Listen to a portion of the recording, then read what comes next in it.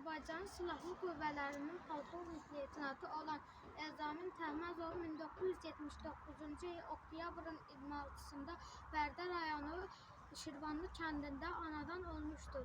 Heydər Əliyev adına Azərbaycan Ali Hərbi Akademiyasının məzunu olan Elzamin Təhməzov Amerika, Almaniya, İraq, Pakistan, Sloveniya və Türkiyə təlimlərində iştirak edib. Həmçinin NATO təlimlərində də Azərbaycanı təmsil edib.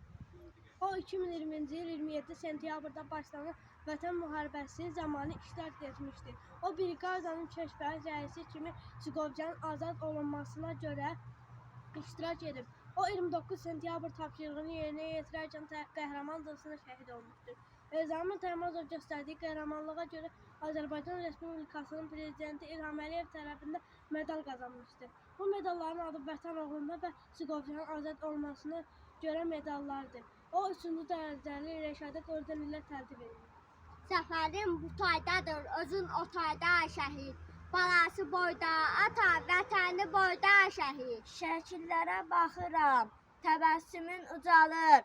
Adam sənə baxanda, baxışından güc alır. İgidliyi çıxıbdır şəkillərinə şəhid. Nümunəsə əbədi, bu millətin gələcək nəsillərinə şəhid.